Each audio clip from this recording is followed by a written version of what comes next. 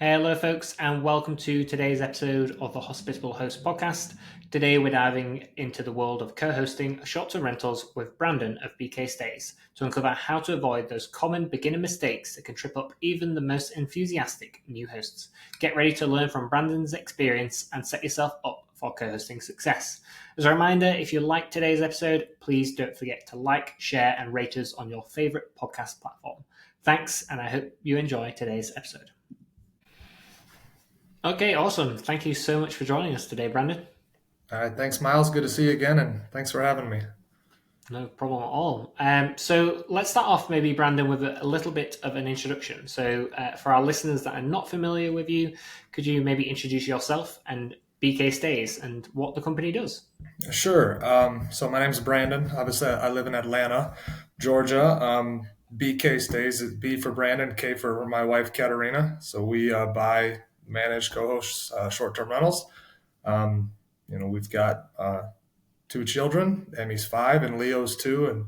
And, we've kind of been in this business for about 4.5, 5 years now. So Nice. And what is the business? So, what does BK Stays do? It's not just hosting short term rentals; it's co-hosting as well, right? it's a little bit of everything, right? We started when we purchased our first short-term rental, like everybody in the STR boom in COVID 2021, Yeah. bought up in North Georgia, and Cherry Log was our first one. Nice. Loved it so much, turned around and bought in Fort Lauderdale right away in 22. And then most recently, our third purchase was way up in Bel Air, Northern Michigan. So we own three, but simultaneously, we've been organically kind of growing the co hosting business as well. And that started in North Georgia with honestly our next door neighbor up there who saw we were doing well and asked for help. And so we Mm-hmm. kind of took over the reins that way. And then same thing through word of mouth and through connections and kind of social networking. We started acquiring more and more through some friends, some family, some just people that were struggling. So it's we buy, manage, co-host, everything in between. Nice. Okay. So maybe for the audience, you can define specifically what co-hosting is for you guys. So Yeah. what do those relationships look like? How much control do you have of the properties? How much is left to the owners? Yeah. I mean, I don't want to say full control, but pretty much like that they trust us to do what's Mm, best for the home and kind of what their goals are. Obviously, you got to make sure you know what their expectations are, what they're looking to get out of it. But for the most part, hey, we've got a good team in place. Our systems have worked very well for our personal home that we rent up there. If you trust us, we're gonna run it kind of the same way that yours is, right? With the same philosophies that we do. Obviously, every home's a little bit different, but that's how we've seen the most success is when our owners have trusted us to take full control of, co-hosting or property management, if you want to use those terms, loosely. But I mean, it's everything. It's guest communication. It's pricing. It's full on listing optimization. It's guidebooks. We don't do ourselves like kind of the maintenance and handyman work, but it's really kind of putting mm, together comprehensive maintenance programs, making sure that they're on their biannual schedules with their HVACs and their water filters things. So with just a little bit of everything, to be honest. And same thing, monthly bookkeeping or reporting owner statements, yeah. just keeping owners up to speed as much as possible. And really the only thing that I want to say we don't offer it, but I just try to be mindful is kind of like, when you get into like the project management type things, if the owners are ready to start upgrading the property and adding amenities and things, it's, how are we involved in that? We can be as involved as much as possible, or we can say, hey, go ahead, do your thing, and we'll, just let you handle it, and then we'll come back on board. So yeah, a little bit of everything. Nice, awesome. So obviously the business is growing. You're doing great ever since starting in 2021. Hmm. But before we recorded this, you and I had a little chat about what we were going to talk about, and you said Yeah. you'd be happy to share some of your mistakes that you've made along the way. So I'd Yeah. love to kind of talk about some of those and maybe kind of some things that you think that maybe are kind of common beginner mistakes that you'd love for other people to avoid if they're going into co-hosting themselves.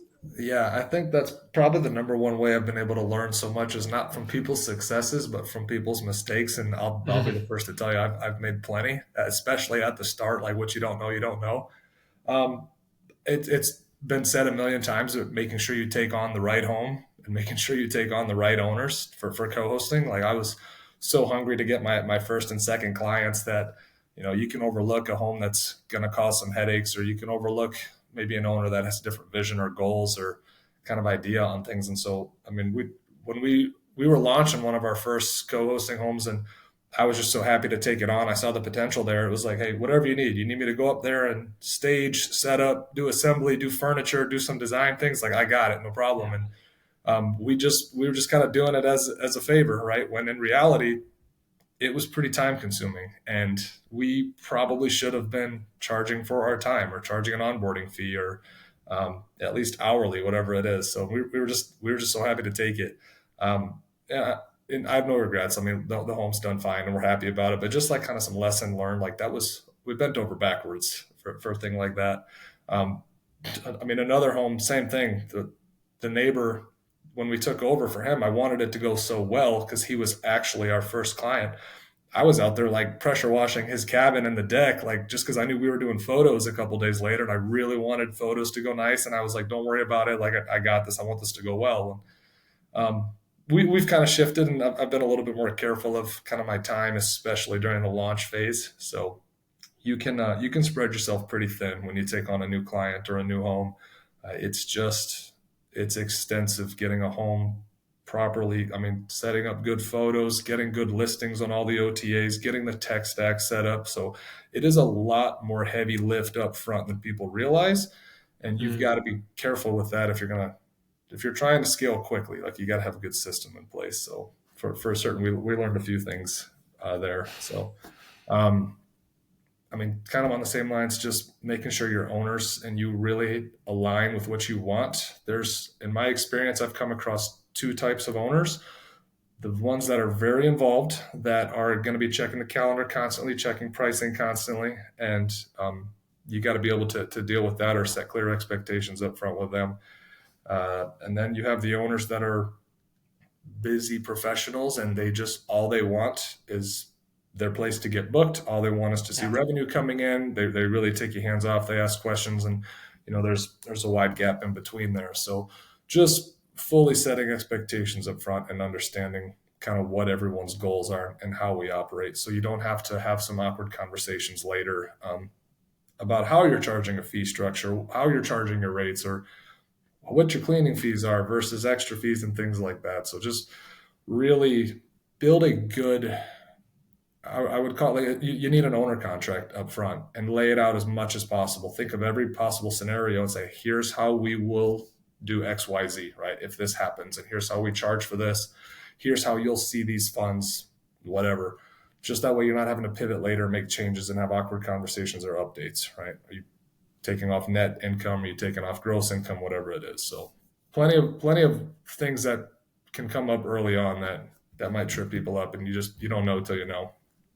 Yeah, of course. So I guess what would you say is the kind of the piece of advice out of that? Because, like you say, you don't know until you know. Yeah. But to be prepared, I guess there's making clear expectations up front, Mhm. and expecting it to be more work than you think. Are those the Yeah. kind of the lessons that people should take away? Yeah, for sure. To me, it all came back to like, what exactly service are we providing and how are we charging for those Mm. services?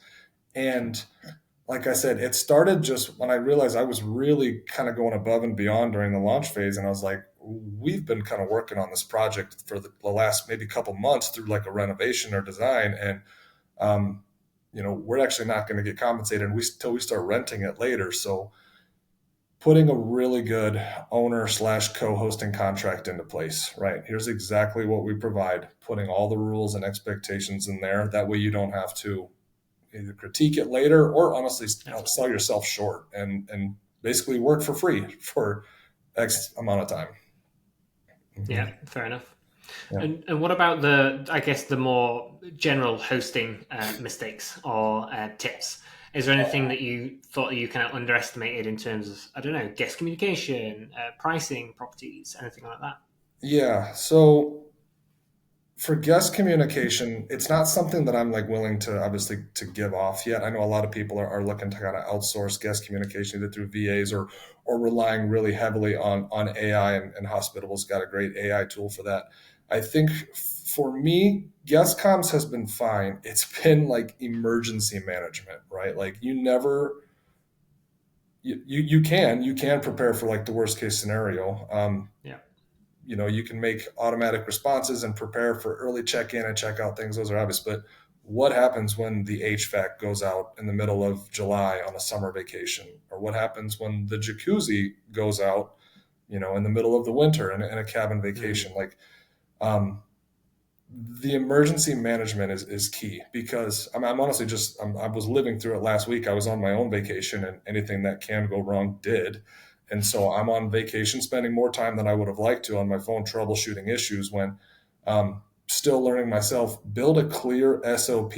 If this happens, call this person, right? And Yeah. that way you can step away from it, and somebody else might be able to handle an emergency like that.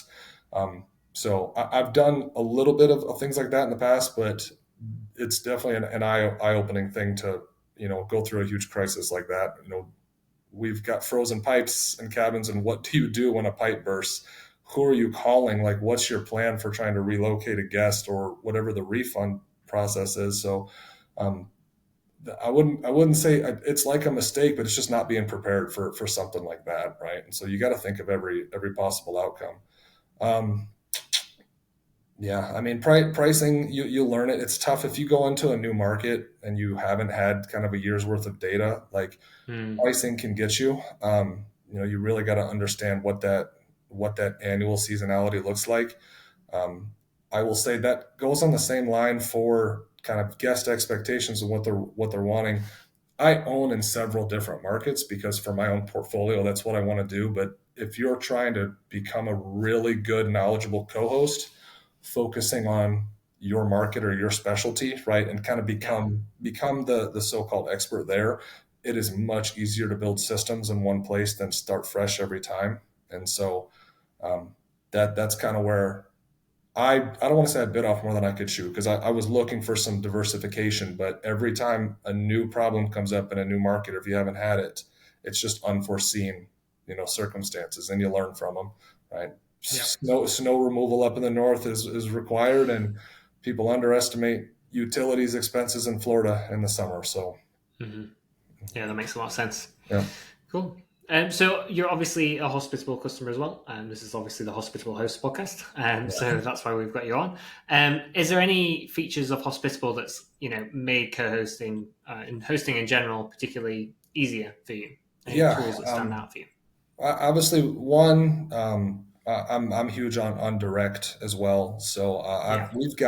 we have a Squarespace website, but we've got direct premium, and we use the booking widget there, and so we're pushing direct as much as possible, right through. We use Stayfi for email marketing. We do a lot of social media marketing. So the direct, facet, and all the developments that have come through the direct with rental agreements and auto host has just been fantastic for us, because what we were doing prior to that was just too much manual work. And so the direct has been huge. Um, Hmm. I don't use any additional software for like the operations teams. I know a lot of people use, cleaning Okay. checklists and a lot of housekeeping things.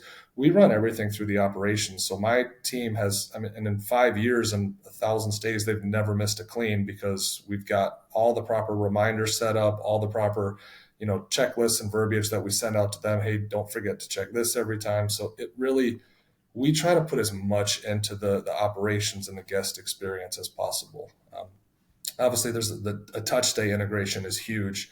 And same thing, we learn more and more that anything that I'm comfortable putting to the guest out there can go Yeah. to touch stay first. I'll put as much in there as possible. And then when we upload it to the knowledge hub, it can go straight to the guest. So, for example, if anybody has a cabin, they know there's always fireplace issues. And if the pilot light goes out, how do you manually light a fireplace, and how do we do this? So I went in and did a video, every single one of our homes. Here's how you handle the fireplace, start to finish, Hmm. whether it's up and running or we need to troubleshoot. Here's how you do it. I upload that into TouchStay, and then I throw it into the Knowledge Hub. I do it all on a Loom video. So when I Nice. upload it into the Knowledge Hub, when someone says, "Hey, there's a fireplace issue," one, they probably already went to check the guidebook first, but if they haven't, the AI, "Hey, thanks for reaching out. Have you checked the guidebook on directions on how to do this fireplace yet? Right. Or, and that goes for any single question. Hey, have you checked the guidebook on what our check-in or check-out policies are? Right. So just saving the time on all that communication back and forth is great. Um, I will say I love all of the AI features. And what I've really tried to do is in my canned responses, I will make it seem as general or informal as possible. So all of my responses sound like they're coming directly from me, right? I'll put Hmm. some typos in there on purpose. I'll put, y'all or some acronym or whatever, IDK, just to, take the AI component out of it, but really capitalize on that. So that's been huge. So yeah, well, I mean, we haven't dipped into smart locks yet. I probably will soon. Mm. But same thing. And you talk about smart locks, and I will go in the knowledge hub and I'll put, here's the actual door code. Well, the batteries go dead and somebody's calling at night and it's emergency. If anything happens like that, I've also put in our lockbox code, so it will pick up, hey, if you can't get Nice. in, here's the lockbox code, right? Because that's, I mean, same thing. It's happened, so I've learned how to kind of correct it and solve it. So there's just so many tools that you can do in there. That's great. So mhm. That's awesome. And then I'm just going to clarify for listeners, for anyone that doesn't know about TouchStay and the Knowledge Hub. So TouchStay is obviously a guidebook software Mhm. separate from Hospitable. Yep. Obviously, there's integration with Hospitable. Yep. So as Brandon says, you can upload information in there. You Yep. can serve that as a link in any of your messages so that guests can go and look at that information at any time. Yep. But it also connects with our Knowledge Hub, and our Knowledge Hub is essentially a way for you to educate Hospital's AI, Yep. the AI that helps you answer guest messages. So you can connect your TouchStay guidebook, you can upload things manually, and basically that just teaches the AI about your property and Yeah. questions that a guest might ask about the property. So it Yep. just makes it a lot more knowledgeable to actually give accurate information to guests on your behalf. Yeah, and I mean, Knowledge Hub has been so awesome because like there's so much that I want to include in our guidebooks and things, but it's Yeah. all the extra what ifs, right, that you can dump into that Knowledge Hub, right? It's just been so beneficial to pick up on all that info because I realized I was making a ton of canned messages, right? And they're Mm. super helpful, right? And I didn't have it auto send. I would always have a canned message like, yep, I'm good to send that. Yes, I pull this one. And as you scale and you get more and more homes, you can only have so many messages, right? And so if you can take all of the info that you might need, put it in the knowledge hub so the AI can pull it from there and send it to your guests, it'll save tons of time because I mean, same thing. Everybody's already on their phones too much and on their computers too much. So I'll get scolded once in a while if I'm constantly on my phone. I'm like, it's guest communication. Like I can't kind of put this to the side. So hospital's been huge on helping that. Nice. That's awesome to hear. Cool. So maybe you can tell us a bit more about your plans for the future with BK Stays. What does growth look like in 2025? Are you planning to take on more properties? Are you planning to diversify some of the services that you're offering? Yeah, I mean, we're testing the waters on a lot of things, right? My Mm. long term plan for I say BK stays, but it's obviously for my family and kind of our future is to continue Yeah. to buy and build equity and for the long term plan. I love co-hosting. I love the hospitality space. But at the end of the day, it is still a job and a service you're providing for somebody, and it can be taken away in a heartbeat, right? So I'm a big fan of all the benefits of real estate and purchasing and things like that. So we really use the co-hosting model to also just scale the cash flow and continue to reinvest that into Yeah. ours. But for the actual kind of BK says our business plan, we're going to continue to take on more clients, right? And we're selective now about who it is. We're selective about owners and selective about the homes. I would much rather take on 5 high quality homes and owners that I know we're going to gel with Yeah. over something else. So 20 homes that are going to cause more headaches. So co-hosting is still there, right? And we're doing a lot of marketing for co-hosting services and partnering services. I think there's kind of two other routes we're starting to look in. When I talk about how much of a heavy lift it is to launch a new home, it's just your giant tech stack integration, getting your listing set up, getting your dynamic pricing, your guidebooks, your PMS, all of it. There's a lot of work up front. And I think we're going to start offering like a tech launch service, right? It's going to be a Okay. one-time fee for that. for that host, that new owner who, just bought a home, they want to do this, they want to self-manage, but they're really not sure where to start, right? So we can kind of step in, fine tune everything, and just hand them a finished product, or almost finished product of, hey, here's everything you need to know. Here's a how-to, right? Now you can do it, right? And obviously you have to be a good host and things moving forward, but we can really kind of help people get over that scary startup phase. Um, and the other component we've already started doing is revenue management. So I do have one internal team member who is a professional revenue manager by trade, and Mm. we've taken on several clients already who are co-hosts at scale. Maybe they've got 10 to 20 properties, and they also want to continue to scale the co-hosting model, but the revenue management piece is a huge time component, right? So Yeah. they're not looking to hire another co-host or assistant, but they want to hand off one facet. So we're offering revenue management services now, right? And really targeting that, that host is not just one property. If they've got a handful that, they need to keep up with. And so far it's gone really well, right? And we're Mm. onboarding a few more shortly here. So just diversifying the services a little bit rather than just co-hosting or just, buying for our own. So, Nice. so far so good, and promising results. So happy with where it's going. Good. I'm glad to hear it. Mhm. Nice. Sweet. So I think final question from me, Brandon, is if anyone wants to learn more about those services, if anyone's an owner and wants to hear about co-hosting with you, where do they go? How do they find out more? Yeah, so I mean, pretty simple. Our website is bkstays.com, right? And you can see the homes we have on there. And as we expand these services, we'll be building out the site on how to Nice. see what those services and offerings are.